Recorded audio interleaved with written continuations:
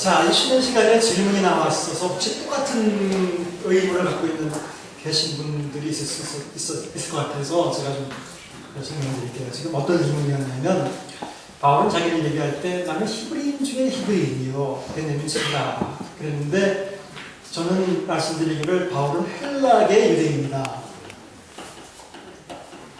지난번에 우리가 그 유대인들을 쭉 나눌 때 헬라계 유대인이냐 히브리계 유대인이냐 뭐 이런 식으로 이제 나눴잖아요.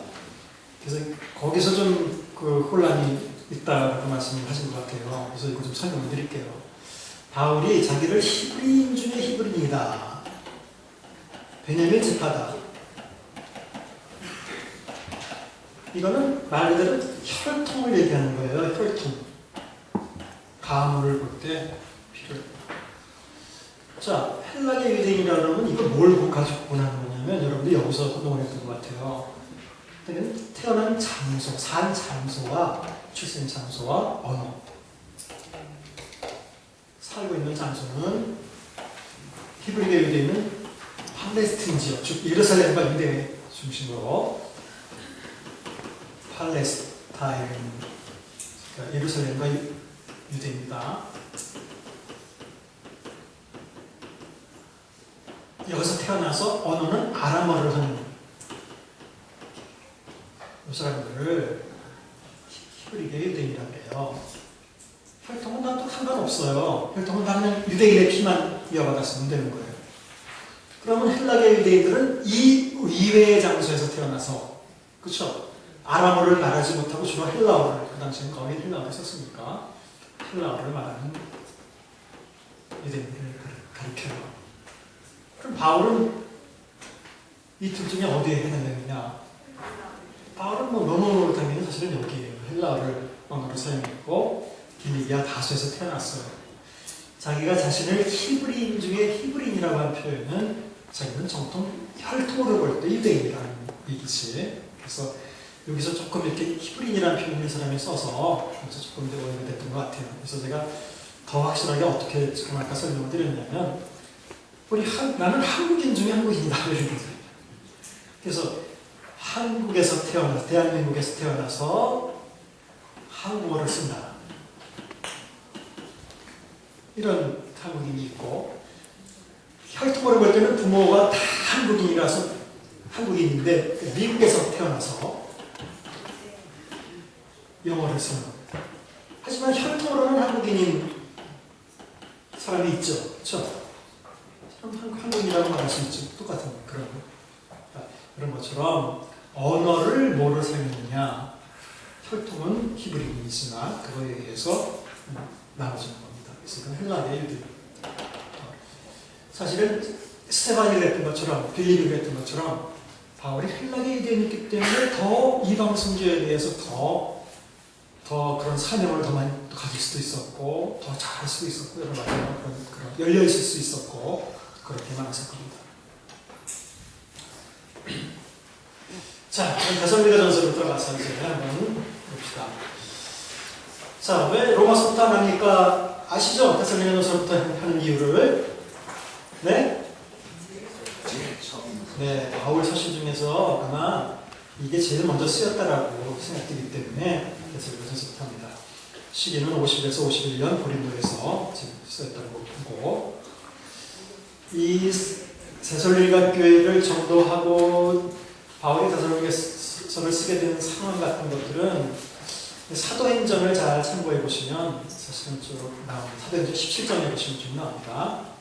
배경과 경위, 아까 제가 바울 서신을 잘 해석하기 위해서는 저자와 수신자 그리고 경위 목적을 알아야 된다고 하는데 경위는 아마 환난과 고난이 계속됐기 때문이다 라고 볼 수 있습니다. 그 데살로니가전서에 쭉 나오기 때문에 그래요.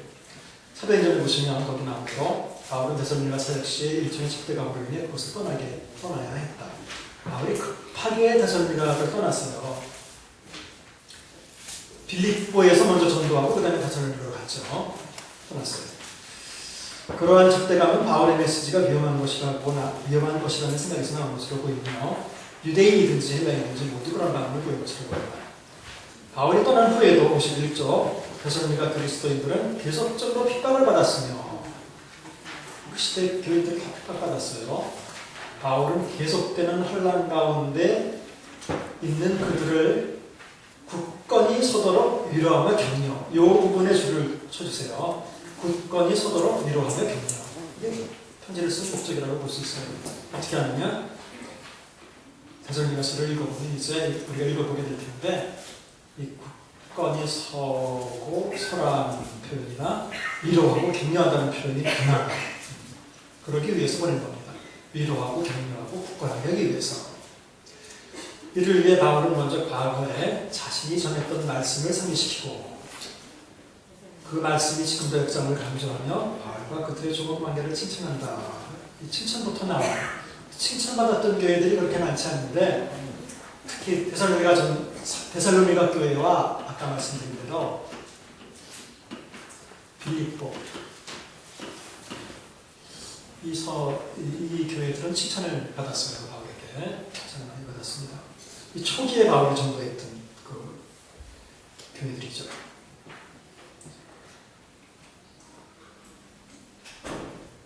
바울은 본일 서신에서 과거에 그들이 받은 혼란, 그들의 고난을 언급하며 아무도 이 여러 혼란 중에 요동치 않게 하려고 디모데를 보낸다고 말하고 있다. 그리고 당시 데살로니가 교회에서는 이렇게 주고 있다. 어쨌든 간에 혼란과 어려움을 당하고 있는 데살로니가 교인들에게 흔들리지 말고 신앙을 계속하라고 하는 것을 좀 강조하기 위해서, 격려하기 위해서 데살로니가전서를 보냈다고 볼 수 있습니다.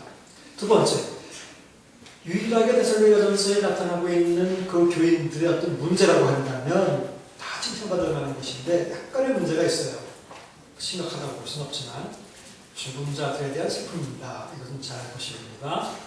데살로니가 교회는 세상의 종말과 예수의 재림이 자신의 시대에 올 것으로 생각했던 것으로 보입니다. 아마 고린도서를 봐도 바울도 자기 당대에 예수님이 재림할 거라고 믿었던 것 같아요.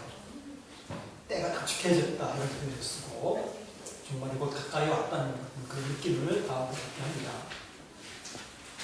고린도서를 배울 때 우리가 이 문제를 다루겠지만 바울은 그 처녀들도 시집가지 않는 게 좋겠다 이런 표현도 쓰죠.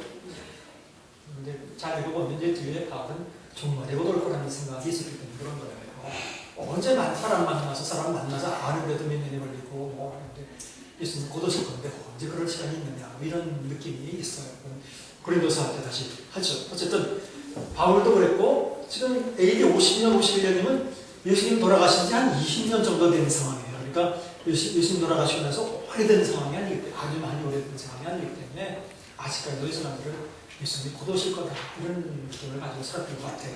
그러다 보니까 어떤 좀 무서운 일이 생겨나냐면 지금 데살로니가 교회 문제 같은 그런 문제가 생겨납니다. 무슨 문제냐면 자기 당대에 예수님이 올 거라고 믿고 있었는데 내가 알고 있던 사람 중에서 믿고 있던 친척들 중에서 사람들이 세상을 떠나는 거예요. 그럼 지금은 좀 그런 생각을 안 가지겠지만 이때 당시만 해도 얼마나 그 기독교 초기예요. 그러니까 여기에 대한 어떤 기본적인 어떤 그 가르침도 없고 그러니까 어떻게 생각했냐면 예수님이 곧 오실 건데 예수님 오시는 것을 생전에 만나보고 죽어야지 만나보지도 못하고 미리 죽으면 이거 혹시 나중에 복된 자리에 참여하지 못하는 거 아니냐. 쉽게 여러분들이 좋아하는 용어로 쓴다면 천국 못 가는 거 아니냐. 뭐 이렇게 이제 걱정했다는 거예요. 예수님이 당대에 오실 거라고 믿었기 때문에 그 예수님을 대면하지 못하고 미리 죽은 사람들에 대해서 걱정을 하고 슬퍼했다는 거예요. 얼마나 무섭습니까? 무섭지만 그 당시에는 무슨 뭐 지침도 없고 뭐 당연히 교리도 아무것도 없으니까 이렇게 생각할 수 있었던 거예요. 여기에 대해서 바울이 교훈을 해주고 있습니다. 그래서 바울은 그렇지 않다. 죽은 사람들이 먼저 예수님이 오실 때에는 일어나고 그래. 죽은 사람들은 절대로 우리보다 더 열등한 위치에 있거나 문제가 되지 않는다는 거예요. 오히려 살아남은 우리가 그들보다 더 결코 앞서지 못한다는 건 똑같다는 거예요. 같은 조건이다. 절대로 그들이 뭐 문제가 되거나 그러지 않는다.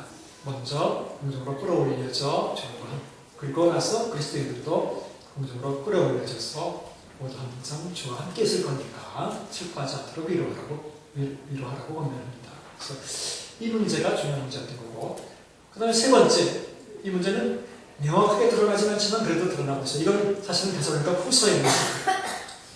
종말이 임박해 왔다고 생각하면 현대에도 나타날 수 있는 문제이지만 일을 안 해요. 여러분은 당장 아마 한 1년 후에 종말이 온다 그러면 책장에 다니겠어요 혹시? 그때까지 뭐 그런 거예요. 그렇지 않아도 그냥 언제 그만두나 언제 예수님 오시나 그랬었는데 뭐 1년 먹고 살 거야 있지 뭐 그거 가지고 이제 다 은행에 찾아가지고 그러니까 사람들이 일을 안 했다는 거예요. 이건 종말이 가까웠을 때 사람들이 할 수 있는 얼마든지 그런 태도예요. 그러니까 바울은 데살로니가 후서에 이 문제가 더 심각하게 나오거든요. 그래서 데살로니가 후서에서는 보면 일하기 싫어하거든 먹지도 말게 너희 중에 일은 하지 않고 도무지 일만 만드는 사람이 있으니 이런 사람에서 떠나라 뭐 이런 표현들이 있어요.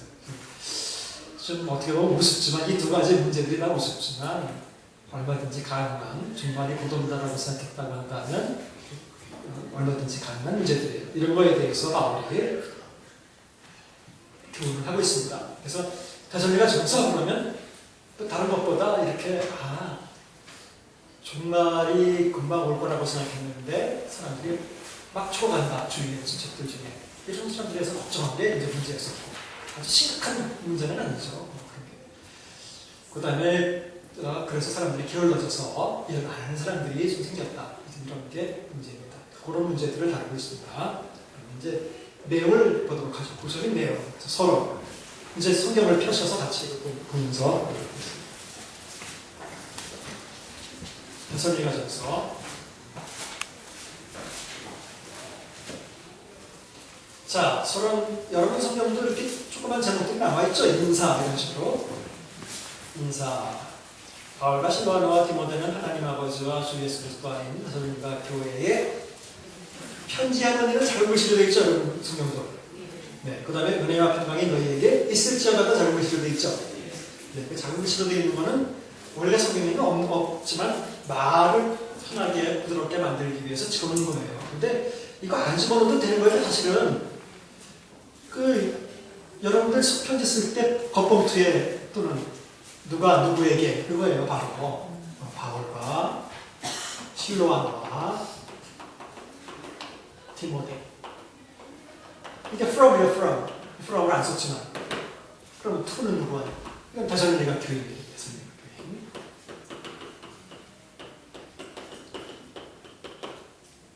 여러분들 이 제목 쓸 때 누가 누구에게 from to 쓸 때 데살로니가 교인에게 편지의 한원이 이런 말 안 쓰잖아요. 그러니까 그냥 쓰면 되는 건데 이걸 우리말로 부터 만들으라고. 바울의 편지를 보면 항상 이렇게 처음에 쓰는 사람이 누군지, 발신자가 누군지, 그 다음에 수신자가 누군지를 밝히고 있어요. 그렇죠? 이게 바울의 편지 같은 패턴이에요. 잘 보세요. 그 다음에 인사를 전하는데 이건 바울의 아주 습관적인 인사예요. 바울이 항상 즐겨 쓰는 인사예요. 은혜와 평강이 너희에게. 은혜와 평강이 너희에게. 은혜와 평강이 너희에게. 자, 은혜는 헬라어로 이렇게 씁니다. 이렇게. 그러니까 어떻게 읽죠? 카리스예요. 카리스. 평강은 평화예요. 에이레네 이렇게 씁니다.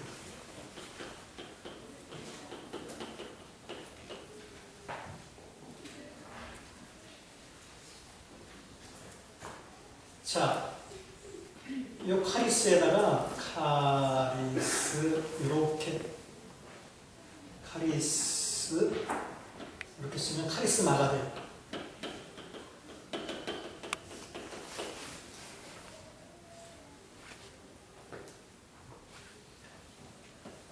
카리스라는 단어가 이제 제일 처음에 나오는데 인사에 항상 바울은 은혜와 평강이 너희에게. 은혜가 바울 신학 사상의 핵심이란 은혜라고 하는 것.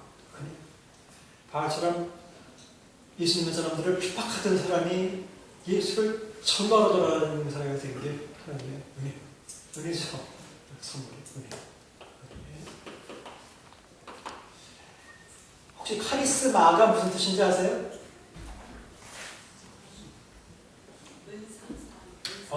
예, 대단하시네. 헬라어를. 은사. 은사. 우리 보통 일반적으로 저 사람 카리스마 있다 그러면 어떤 사람을 이렇게 컨트롤할 수 있는 어떤 강력한 힘이 있다라는 카리스마라고 보통 우리 컨텍스트에 쓰죠. 원래 성경의 은사 알죠? 성령의 은사. 영어로 하면 gift예요. 그냥. gift라는 건 선물이에요. 선물. 은사라는 건 선물이에요. 은혜로 주시는 것들. 카리스의 명사라고, 카리스의 또 다른 명사라고 볼 수 있는 거예요. 은혜로 주시는 어떤 것들, 선물, 값없이 주는 것들.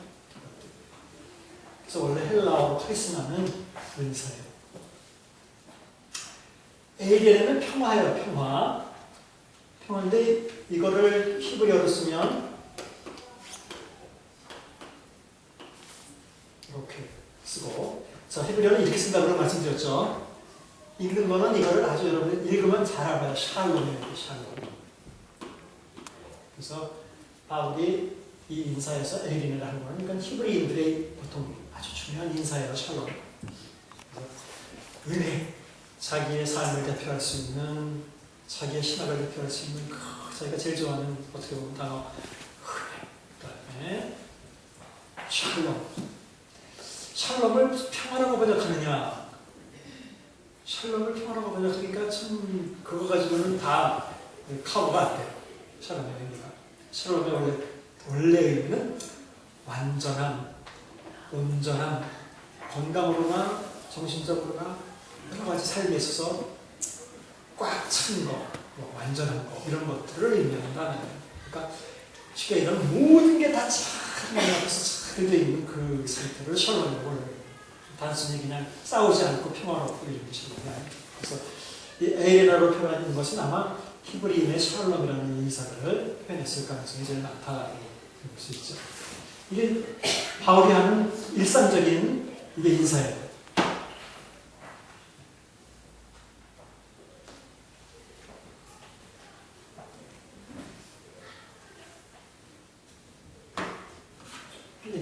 있을지어다 뭐 이런 표현 필요 없어요. 그러니까 제가 지난 학기도 말씀드렸지만 바울이 얼마나 좋아요. 바울과 실루아나와 디모데가 데살로니가 교인에게 딱 쓰고 from to 딱 쓰고 은혜와 평강이 너희에게 얼마나 더 좋아요. 그걸 계속 얼마든지 뜻이 통하는데 자꾸 우리말은 이렇게 이름을 붙여서 있을지어다 뭐 될지어다 이렇게 붙여서 더 이렇게 시적인 표현이 어떻게 보면 자 이게 이제 바울의 아주 다른 서신서를 봐도 바울은 거의 이런 식으로 인사를 해요.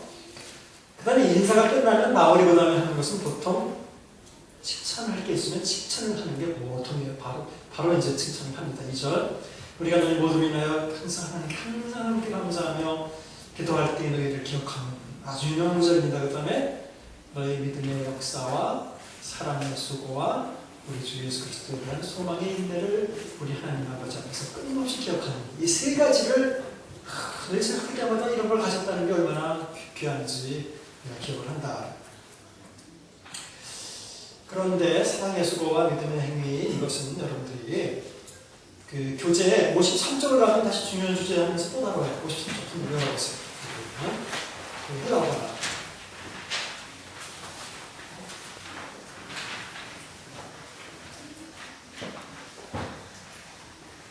자, 거기 보면 이것을 여러분들이 믿음, 소망, 사랑 이 세 가지 쪽으로 자꾸 집중을 하는 그쪽으로만 집중을 한다는 것은 이렇게 바람직하지 않아요. 자, 우리말 구조로 봐도 문장 구성에서 어떤 것은 구성 요소가 되고 어떤 것은 수식어예요. 예를 들자면 믿음의 역사라고 나오죠. 자, 어떤 게 수식어예요? 믿음 의의가 수식어잖아요. 그렇죠? 그래서 이 문구에서 실제로 포인트는 여기 있는 거죠. 그렇죠? 똑같아요. 사랑에 여기 있어요. 이거는 수식어예요. 이게 믿음, 소망, 사랑이 포인트가 아니라는 거예요, 사실. 소망에 인내. 이거는 인내와 수고와 역사를 수식해주는, 한정해주는 어떤 그 형용사 문구이거든요. 잘 보셔야 돼요. 그래서 실제로 믿음, 소망, 사랑을 강조하는 게 아니라 실제로는 역사, 수고, 인내를 강조하는데 이건 이미 지난 학기에도 제가 말씀드린 적이 있어요. 영어로 쓴다면 재밌게도 work of faith. 그래서 정확히 번역하면 뭐라고요? 믿음의 행위. 자, 이건 마찬가지 사랑의 수고라고 번역할 수 있고, 소망의 인내라고 하는데, 인내는 대부분의 영어 성경은 steadfastness라고 되어 있어요. 뭐 흔들리지 않는 뭐 이런 거, 견고함 이런 거, 불굴, 견고 이런 뜻이. 흔들리지 않는 소망, 흔들리지 않는. 그래서 여기서 어쨌든 중요한 것은 믿음, 소망, 사랑이 아니라 믿음, 소망, 사랑보다 더 중요한 것은 그래서 우리가 자꾸 이 구절을 보면 이쪽 단어를 자꾸 보게 되는데 그쪽 단어를 보기보다는 오히려 행함, 행위, 행함, 고생, 수고, 그 다음에 견고, 불굴. 이게 데살로니가 교회에 칭찬할 만한 요소였다. 믿음, 소망, 사랑도 중요하죠. 그것도 뒤에 또 나와요, 사실. 그리고 지난 학기에 이어서 제가 강조하고 싶은 것은 바로 이 여러분들이 볼 때는 항상 우리는 믿음과 상대되는 말이 행함이었다고 우리는 항상 생각할 수 있는데 믿음과 상대되는 말이 아니잖아요. 믿음의 행위. 어떻게 믿음의 행위라는 말이 있을 수 있느냐. 바울이 이 말을 아주 중요한 포인트에서 쓰고 있습니다. 믿음이라는 것은 행함으로 나타나지 않는 건 믿음이 아니니까 아까도 믿음으로 보냈습니까? 행함으로 보냈습니까? 믿음과 행함으로 보냈습니다. 이렇게 자꾸 우리 속에는 믿음과 행함은 공존할 수 없는 거라는 생각이 자꾸 드는 거예요. 전반적으로. 여러분들이 자꾸 저기 갈라디아서나 이제 로마서에 나타나는 행함, 그건 다른 거라고 제가 말씀드렸어요. 그때 가서 말씀드릴게요. 그래서 오히려 실제로 성경에 연적되어 있는 것은 믿음과 행함이 이런 대조되는 관계에 있지 않다는 거예요. 이렇게 지금 우리가 생각하는 거죠.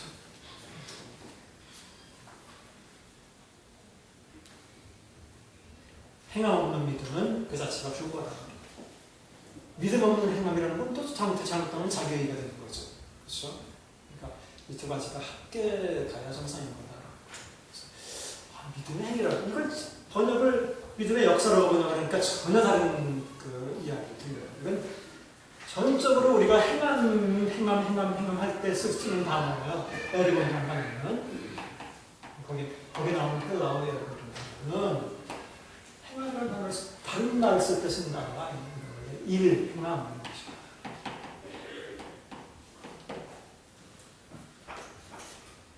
데살로니가 교회는 이런 칭찬을 받는 교회였었어요.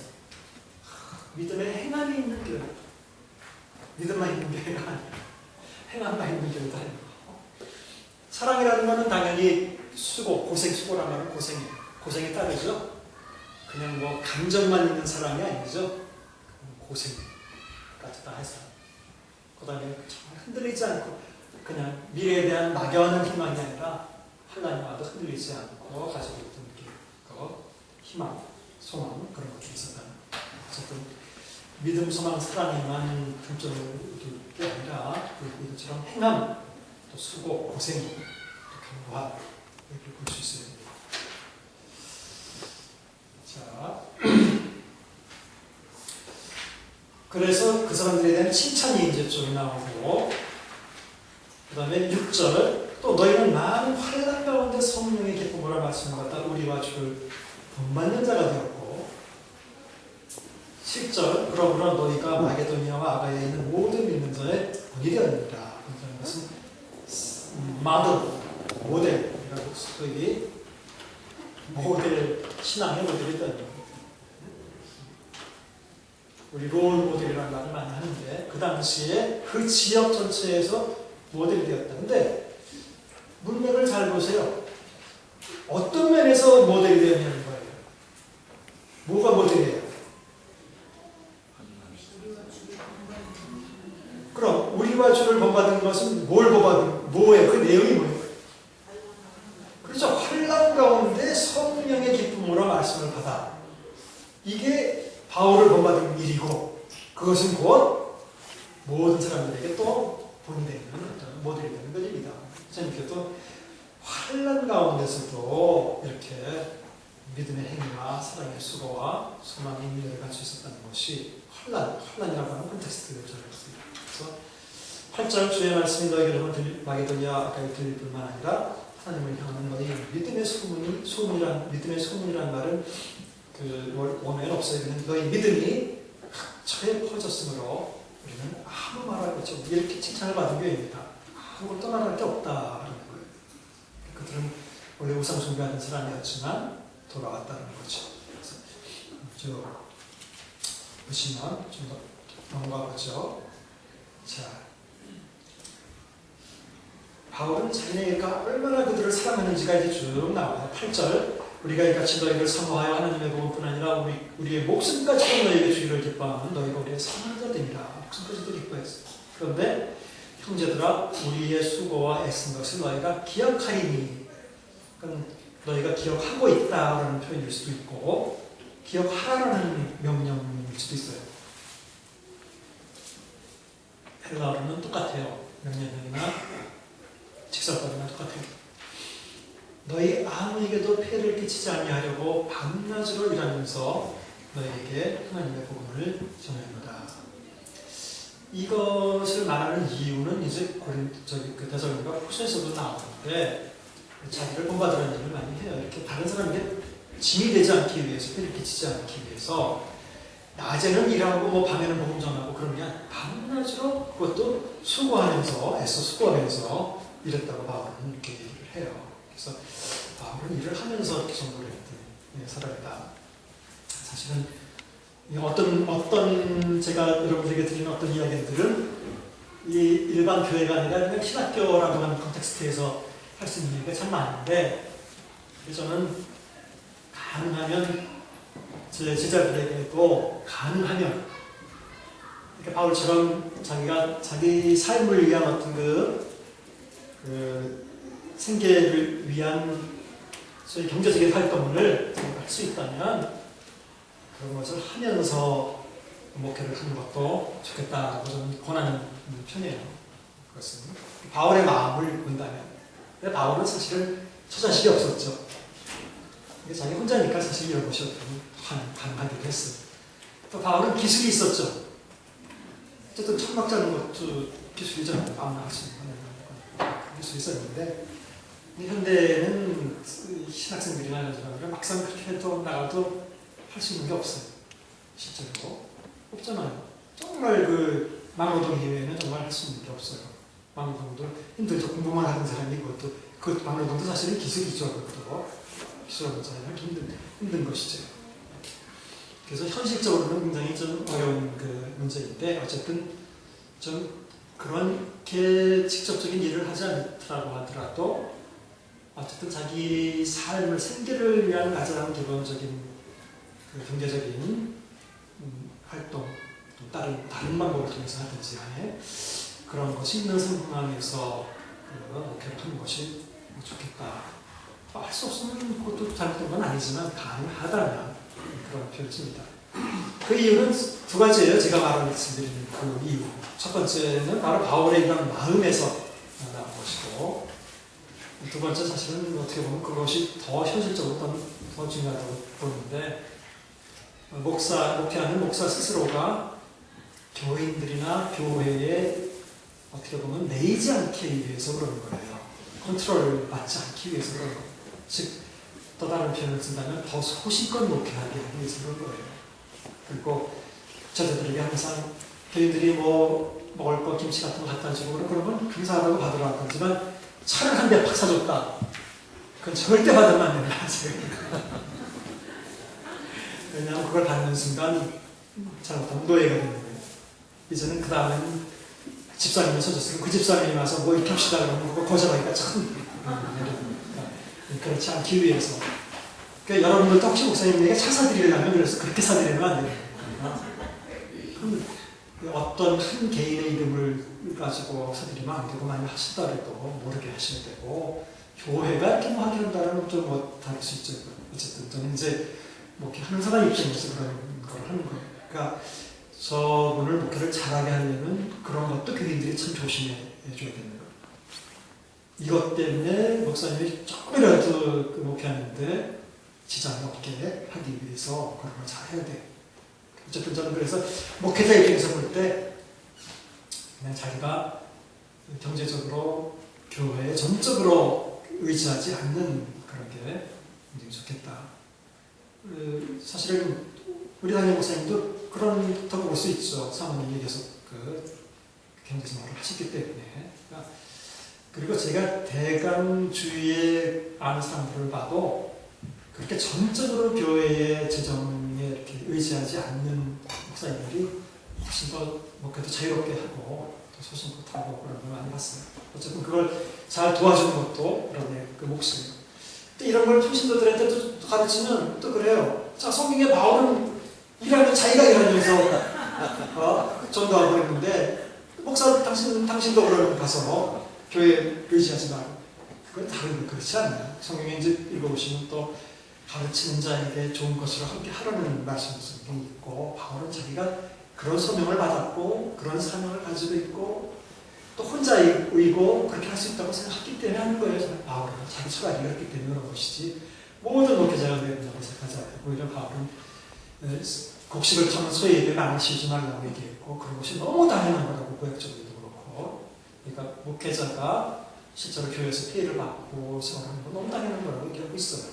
그러니까 교회들은 어떻게 하면 이 마음이 중요한 거예요. 어떻게 하면 목사님이 그런 데 신경 쓰지 않고 목회할 수 있도록 해드리나. 아니 경제적인 것 때문에 신경 써서 목회하는 데 지장이 있다. 안 돼요. 자기한테 손해니까. 그런 거지. 반대로 목회자는 또 조금이라도 교인들에게 부담이 되면 어떡하나 해서 또 자기가 할 수 있는 그런 서로 그래야 되는 거예요. 이게 반대로 서로 그렇게 되면 안 되는 거예요. 목회자가 이거 제가 옛날에 있던 어떤 조그만 교회에서는 어쨌든 그 담임 목사님이 봉급을 좀 올려달라고 그렇게 한 것 때문에 문제가 돼가지고 한참 교회가 힘들었어요. 근데 이 목사님의 이 지론은 우리 교회 규모에 따라서 내 봉급을 주면 안 되고 내 소위 말하는 그 경력에 따라서 그러니까 내 동기들하고 비교해 볼 때 그들이 받는 평균 정도 이거 받아야 되지 않나요? 그러니까 교인들은 그러려면 교인 수를 더 늘려보시오. 그러면 봉급 더 드리겠어. 뭐 이래가지고 막 싸우고 그런 적도 있습니다. 어쨌든 바울은 진짜 아름다운 마음으로 바울과 목회자는 교인들에게 참 이렇게 누가 되지 않게 해가 되지 않게 하는 그런 마음들이 있어야 되고 서로 또 교인들은 또 그런 것에 목사님이 또 구애받지 않도록 또 해드리고 있는 거예요. 이렇게 아름다운 마음으로 지는데 어쨌든 바울은 자기가 주야로 애써서 수고하면서 일하면서 복음을 전했다는 게 참 얼마나 대단한 사람인지 몰라요. 바울은 이런 거에 대해서 자기가 굉장히 자랑스럽게 참 생각해요. 그걸 기억해달라고 얘기를 해요. 그래서 우리가 너희 믿는 자들을 향하여 어떻게 거룩하고 옳고 흠없이 있는지를 너희가 책임이다. 너희들도 훌륭한 교인이었고 우리들도 열심히 해서 이렇게 좋은 교회가 됐다. 이런 얘기를 하고 있습니다. 그래서 바울은 11절 너희도 아는 바와 같이 우리가 너희 각 사람에게 아버지가 자기 자녀에게 하듯 권면하고 위로하고 경계하는 겁니다. 바울이 데살로니가 전서를 통해서 그들에게 하고 싶은 것은 권면하고 위로하고 이게 첫 번째예요. 힘을 주고 이렇게 위해서 지금 하는 거예요.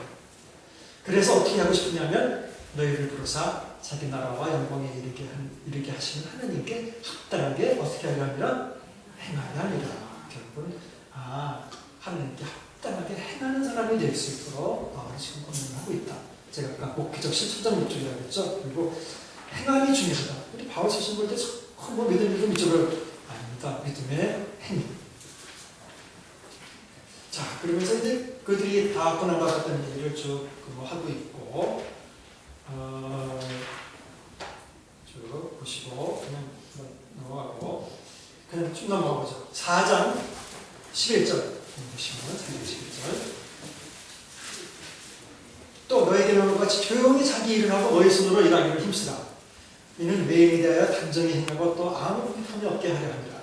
이게 바로 이제 이 사람들이 아마 일하지 않고 문제가 생겼기 때문에 너에게 명한 같이 조용히 자기 일하고 손으로 일하는 거죠. 그래야 다른 사람에게 대해서도 자기가 피해를 안 보고 다른 사람에게 피해를 끼치지 않고 그래서 자기도 비판이 없는 거다. 일을 해라라는 얘기를 하고 있습니다. 그러면서 이제 아까 그 얘기를 하죠. 형제들아, 자는 자들에 관해, 자는 자들이라는 건 죽은 사람들을 얘기하는 거죠. 그리스도 안에서 죽은 사람들. 너희가 알지 못함을 우리가 원치 않으니 이는 소망 없는 자들과 같이 슬퍼하지 않게 하려 함이라. 자, 슬퍼하지 않게 하려는 거예요. 지금 바울이 이 이야기를 끊는 이유는 슬퍼하지 않게 하기 위해서인 거예요. 우리가 예수께서 죽으셨다가 다시 살아나신 일인데 이와 같이 예수 안에서 자는 자들도 죽은 사람들도 하나님이 그와 함께 데리고 오시니까 데리고 온다고 했어요. 우리가 주의 말씀으로 너희에게 말하니 주께서 강림하실 때 우리 살아있는 남아있는 자도 결코 자는 자보다 앞서지 못하리라. 그렇다면 똑같다는 거예요. 죽은 사람이라고 해서 반대로 얘기하면 죽은 사람이라고 해서 결코 우리 살아있는 사람보다 못한 위치에 있는 게 아니다. 걱정하지 말아라는 얘기. 16절 주께서 호련과 천사장의 소리와 하나님의 나팔 소리로 친히 하늘로부터 강림하시니 그리스도 안에서 죽은 자들이 먼저 일어나고 그 위에 우리 살아남은 자들도 그리스도와 함께 구름 속에 끌어올려 공중에서 주를 영접하게 하시리라. 그러므로 그리하여 우리가 항상 주와 함께 있으리라. 자, 이제 이 구절이 굉장히 이제 어렵고도 문제가 되지는 않죠. 그런 구절이에요. 여기서 휴거라는 게 나왔어요. 휴거가 여기서 나왔어요.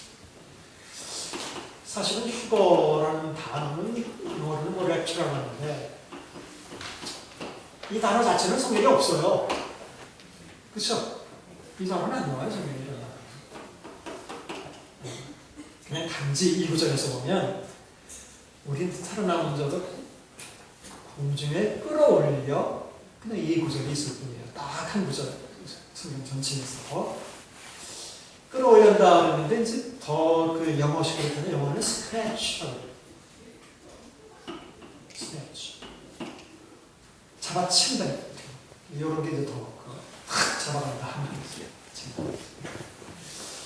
뭐 잡아채는 건 둘째치고 문제는 공중에 끌어올려 공중에서 주님을 만나게 된다는 것 때문에 이제 이게 좀 다른 것과 다른 문제죠.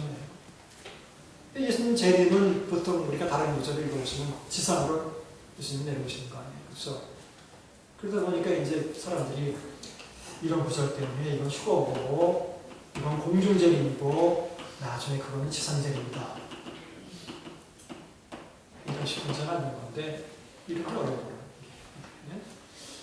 이제 공중에서 끌어올려 주님을 영접한다라고 표현했는데 그 표현을 많은 이제 학자들은 그걸 연구해 주는데 그게 뭐냐면 왕이 어디 뭐 귀인이 또는 왕이 또 귀족이 어떤 지방에 들어오면 그 지방에 있던 관리들이나 이런 사람들이 가만히 거기 있지 않고 마중 나가죠. 어느 거리까지.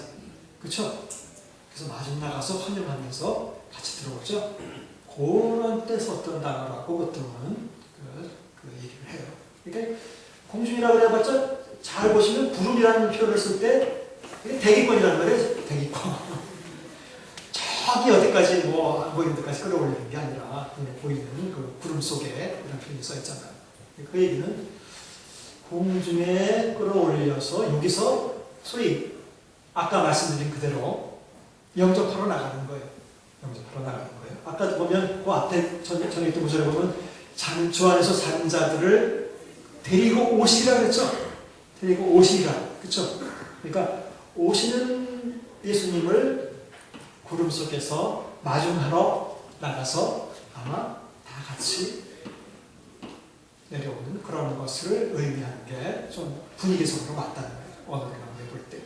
그렇다면 이걸 공중제일이라고 하지 않고 이것은 내려오는 과정에서 성도들이 올라가서 맞이한다, 마중한다 이런 뜻이지 이것을 뭐 계속 끌어올려가지고 저 구름 위에까지 저 위에까지 가서 나중에 뭐 어디 하늘나라에 가서 이런 의미라고 보기 힘들거든요. 어쨌든 간에. 그래서 이것에서 공중대림이고 주선대림이고 따로 있다.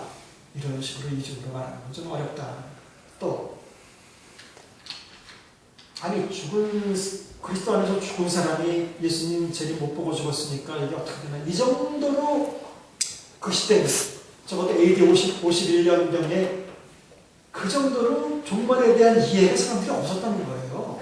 그렇잖아요. 얼마나 몰랐으면 그런 거 가지고 걱정하고 그러고. 그 얘기는 아직 51년 이때 될 때까지 우리가 얘기하는 참 종말론이라는 것은 체계화되지 않아서 이런 거 없어요. 제가 여러 번 그런 얘기 했지만 자꾸 이제 우리가 그렇게 생각해요. 1세기까지 종말론이 체계됐다고 보기 힘들어요.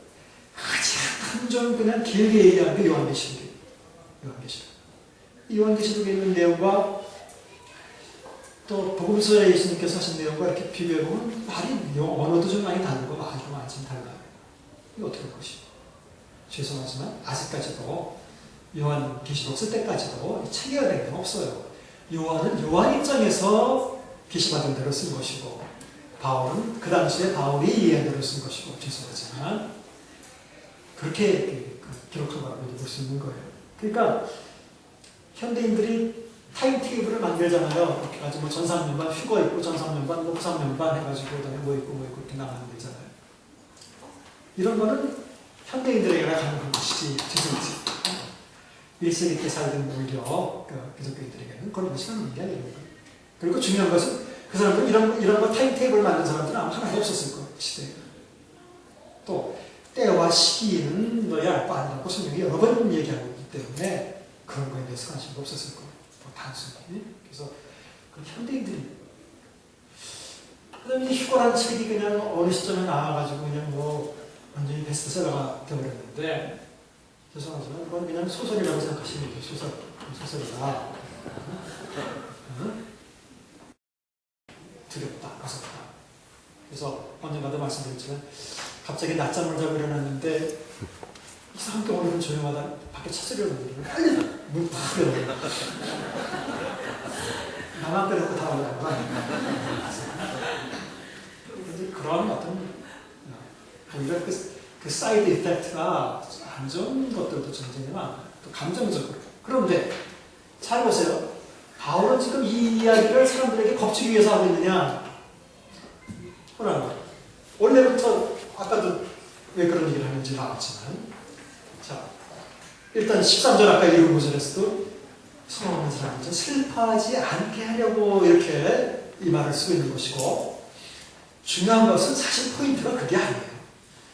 여기 이 포인트는 먼저 죽은 사람들에 대해서 걱정을 하고 있었기 때문에 걱정하지 마라. 죽은 사람들 다 예수님 오실 때는 다 먼저 일어나서 예수님과 함께 올 거다. 큰 걱정하지 마라. 이게 포인트예요. 그리고 그리하여 우리가 항상 주와 함께 있으리라. 이게 더 중요한 포인트예요. 다 우리라는 것은 죽은 사람이나 산 사람이나 그리스도 있는 사람들은 다 주와 함께 항상 있을 것인데 뭐 걱정입니다. 그러니까 18절 핵심이죠. 그러므로 이러한 말로 서로 어떻게 해라? 그러고 보니까 바울이 이 휴거에 관련된 휴거라는 단어를 별로 쓰고 싶지 않지만 휴거도 아니죠. 어떻게 보면 공중에 마중 나가는 거죠. 예수님을 여기에서 쓰는 이유는 사람들로 하여금 겁주기 위해서가 아니라 위로하기 위해서.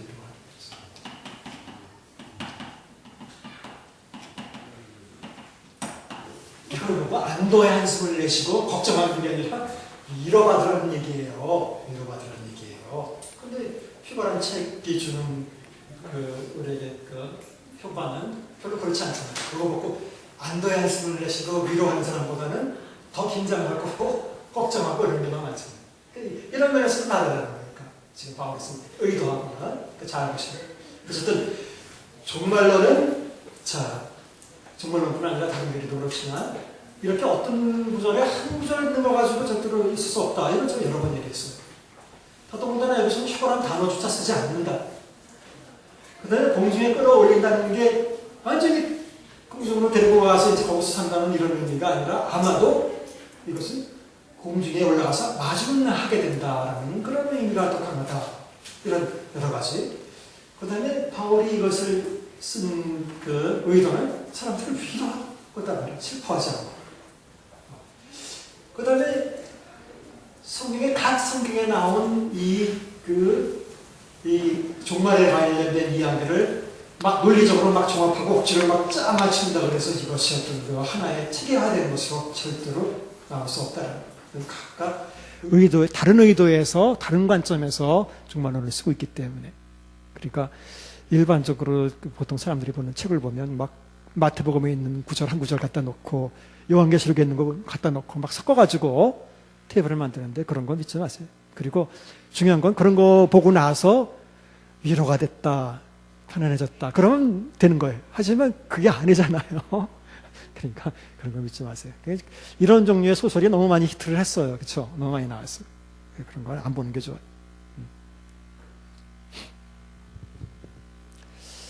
자, 이 말로 저를 위로하라 그랬어요. 그 다음에 5장 4절 보세요. 그리고 5장 4절.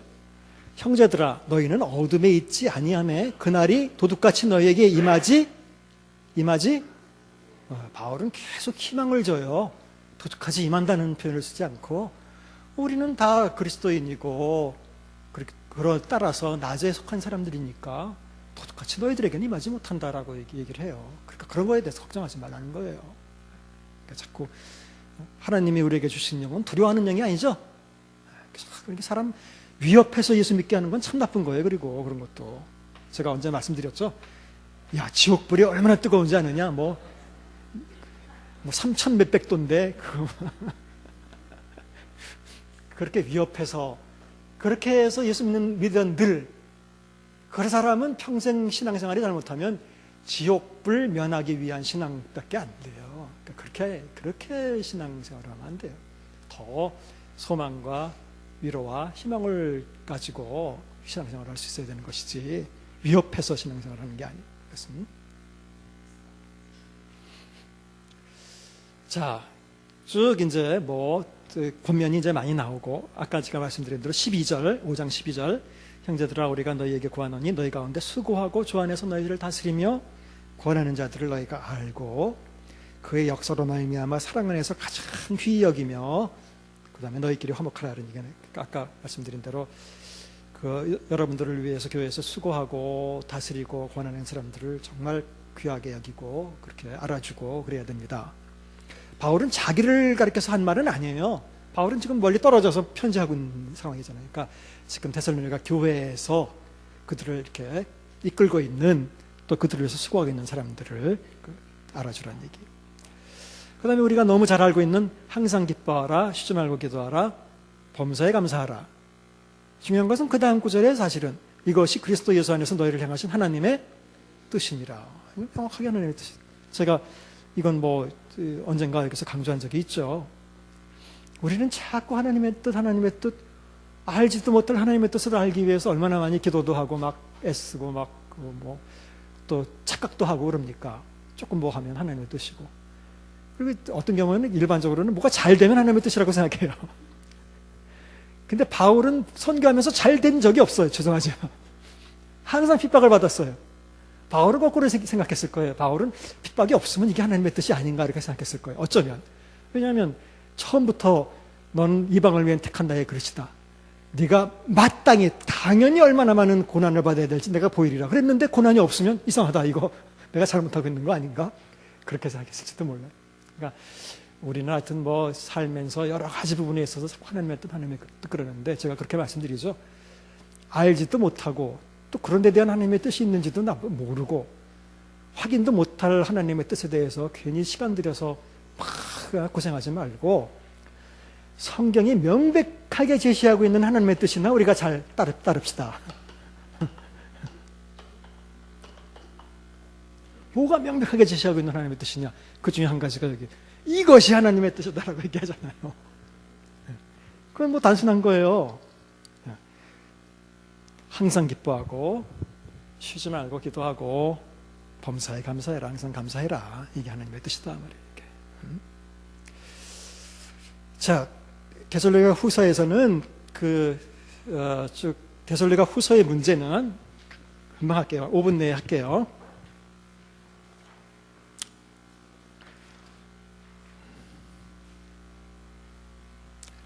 자, 53쪽을 보시면 거기 무슨 그래프가 나오죠? 거기 칸이 남아서 그냥 제가 거기에 집어넣는데 그게 뭐냐면 바울 서신 중에 위로하다는 단어가 굉장히 많이 나온다는 거예요. 위로하다는 단어. 그게 실제로 개수로 보면, 구절수로 보면 고린도 후서 다음으로 많이 나오지만 그 두 번째, 밑에 있는 두 번째 그래프는 퍼센티지로 한 거예요. 퍼센티지로 볼 때는 데살로니가 전서에 가장 높은 퍼센트로 나온 그 전체 장수에 비해서, 절수에 비해서. 그러니까 데살로니가 전서가 이렇게 위로하다라는, 위로의 서신이다라는 걸 말씀드리기 위해서 그렇게 쓴 거예요. 자, 데살로니가 후서를 보시면 굉장히 유사해요. 유사한데 데살로니가 후서의 결정적인 그 문제는 종말에 대한 문제가 있어요. 자, 배경 및 경위를 읽어보면 데살로니가 전서와 유사한 상황으로서 환난과 핍박이 계속되었던 것으로 보인다.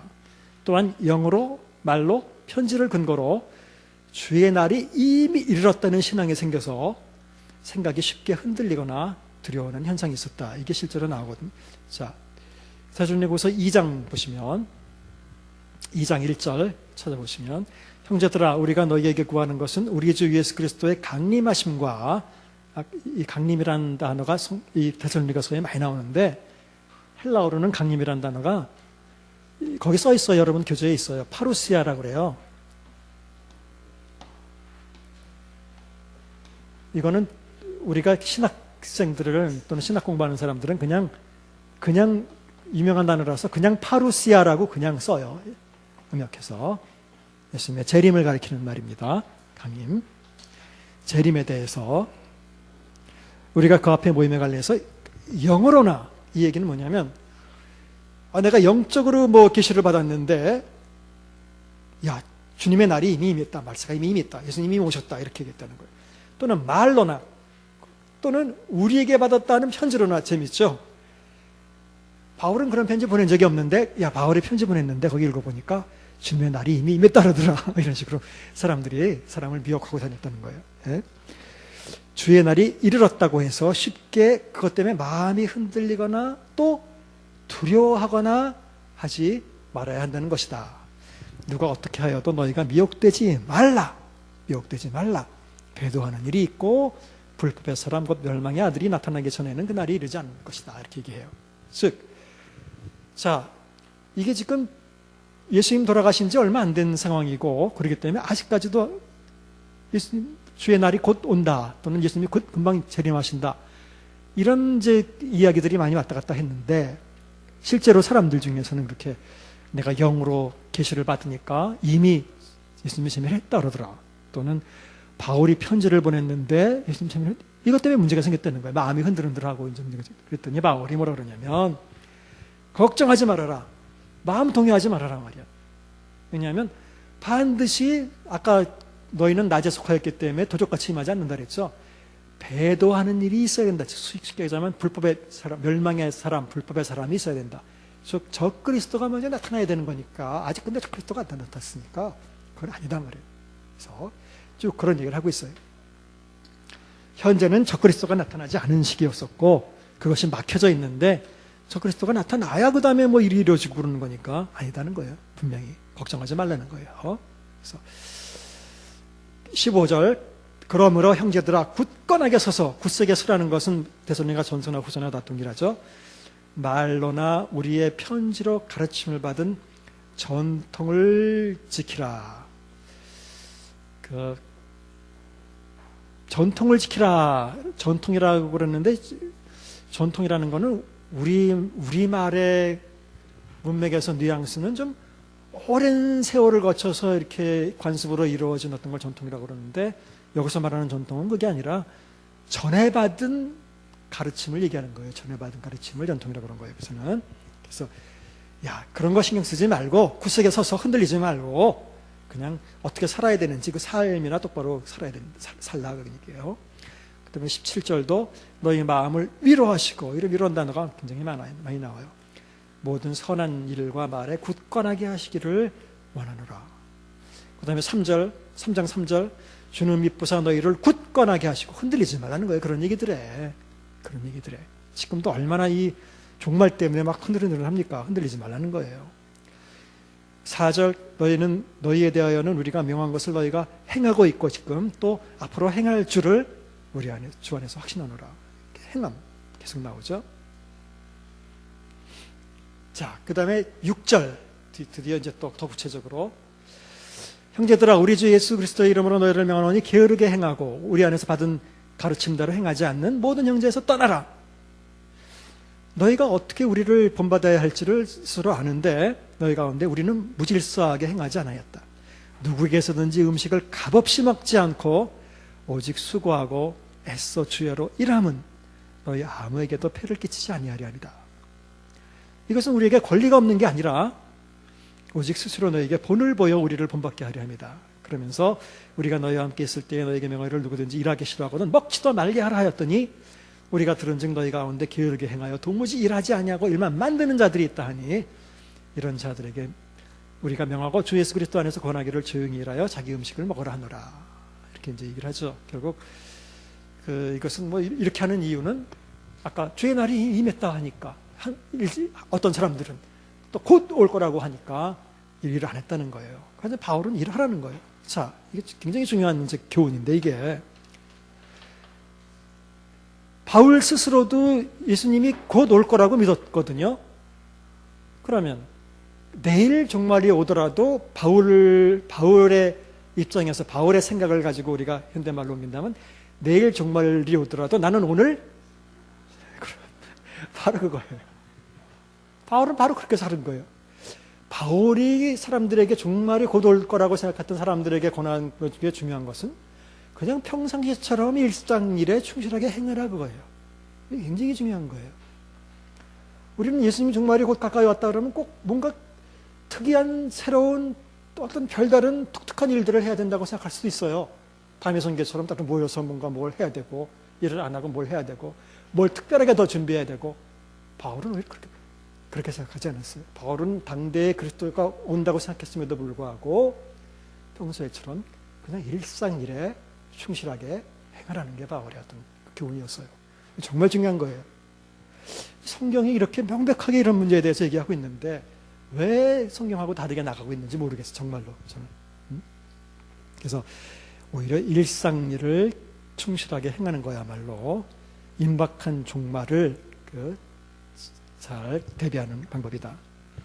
14절 누가 이 편지에 한 우리 말을 순종하지 아니하거든. 재밌어요 그 말이. 그 사람을 지목하여. 지목하다는 말은 그 영어에도 그렇게 번역이 되어 있어요. take special note of 라고 되어 있어요. 특별히 노트해서. 실제로 이 단어, 헬라어 단어는 기록하다 이런 뜻이에요. 명단 적어서 그 사람 사귀지도 말라 그래. 사귀지도 말라. 네? 사귀지도 말고. 그러고 하여금 부끄럽게 하라. 이건 고린도서 할 때 또 이 문제가 나오겠지만 이게 그 사람을 위해서, 교회를 위해서 때때로 이런 게 필요해요. 최근에 제자가 하는 교회에 좀 성도 하나가 좀 정말 상식 이하의 어떤 문제를 일으키는데 결국 하다 안 돼서 이제 이 목사님도 그 성도하고 그냥 내버려뒀어요. 그랬더니 이제 그 교회 중직들이 와서 계속 찾아가라고, 그 사람 찾아가라고. 그 목사님은 그 소신에 의해서 그 사람을 안 찾아가는 게 그 사람을 위해서 또 교회를 위해서도 더 좋은 거다. 그랬더니 아니 목사가 그러면 되냐? 한 사람의 영혼이 천하보다 귀한데 자존심 굽히고 찾아가라. 뭐 자꾸 이렇게 해서 이제 좀 문제가 된 경우가 있어요. 근데 그건 자존심 문제가 아니라 정말 이런 어떤 영적인 판단 때문에 때때로는 이런 어떤 그 징계의 차원이고 또 그 사람을 위해서, 미래의 그 사람을 위해서 또 교회에 잘못하면 작은 누룩의 운동에 퍼지거든요. 근데 현대 교회들이 잘 그런 걸 못해요. 어떤 사람들은 쫓아내야 돼요. 내쳐야 돼요. 자기가 문제가 생겨가지고 자기 스스로 문제가 생겨서 의도적으로 안 나오고 그런 사람은 죄송하지만 찾아갈 필요 없어요. 오히려 못 나오게 해야 돼. 저는 정말 그렇게 돌아다니면서 문제 일으키는 사람들이 있거든요. 이 교회에서 문제 일으키고 또 저 교회 가면 또 환영해 주니까. 그러면 안 돼요. 그렇게 큰일 나요. 그러면 교회에서 블랙리스트를 만들어서 교회들끼리 공유해서 이 사람은 절대 받지 이렇게 해야 되는 건데, 근데 받으니까 저쪽에 가면 또 환영하고 받으니까 거기 가서 또 얼마 있다가 또 문제 일으키고 그래. 그래서 이런 교회에서 사실 어떻게 보면 한편에서는 일종의 치리 문제인데, 이런 것도 사실은 때에 따라서 필요합니다. 무조건 그냥 뭐 잘해주는 것만이 좋은 게 아니, 절대로. 자, 그러면서 그냥 뭐 이제 마지막으로 17절. 나 바울은 친필로 문안하노니, 이는 편지마다 표시로서 이렇게 쓰노라. 이 얘기는 뭐냐면, 보통 바울의 편지는 바울이 아마 자기가 썼을 수도 있고 대필시켰을 가능성들이 많다고 봐요. 그리고 친필로 문안하노니란 건 이 부분, 이제 문안하는, 인사하는 부분들은 자기가 친필로 쓰는 거예요. 사인이나 똑같은 거예요. 사인. 근데 왜 바울이 친필로 문안한다는 표현을 이렇게 썼을까? 아마 앞에 혹 영어로나 혹 말로나 혹 바울에게 받았다고 하는 편지로나 주의 날이 왔다, 이런 자꾸 막 이야기가 돌아다니니까 이게 내 진짜 편지다라는 걸 확인하기 위해서 자기가 친필로 여기는 사인을 했습니다. 그래서 절대로 흔들리지 말라. 자, 이제 이렇게 뭐 다는 못했지만 데살로니가 전서를 볼 때에 그냥 두드러지게 나타나는 그 주제는 역시 종말에 관련된 거라고 볼 수 있어요. 그래서 종말에 대한 교훈을 몇 가지 얻을 수 있었는데, 정리하자면 일단 소위 휴거라고 하는 거, 이거 이 한 구절에 있는, 어떻게 보면 우리가 알고 있는 것대로는 그건 소설이고, 그렇게 된다고는 아무도 그건 보장 없어요. 그건. 그러니까 그런 거 말고 바울이 이 공중에 끌어올려 우리가 주님을 영접하러 우리가 끌어올려 간다라고 한 것은, 그런 얘기를 하는 이유는 우리를 위로하기 위하고 격려하기 위해서, 흔들리지 않게 하기 위해서 오히려 이 말을 하고 있다는 것을 여러분들이 꼭 염두에 두셔야 되고, 그러니까 종말에 관해서 생각할 때 우리는 자꾸 흔들리지는 않아야 되는, 오히려 그런 걸 할 때 우리에게 위로가 돼야 되는 거예요. 오히려 그래야 되는 것이고, 또 데살로니가 후서를 통해서는 내일 종말이 오더라도 우리가 종말을 대비할 수 있는 가장 좋은 방법은 뭐 어디 모여서 무슨 뭐 이상한 기도하고 뭐 하고 그런 게 아니라는 거예요. 오히려 우리에게 주어진 현실의 삶을 누구보다도 충실하게, 내일 종말이 오더라도 오늘 사과나무를 심는 여러분이 되시기를 바랍니다. 네, 다음에 하겠습니다.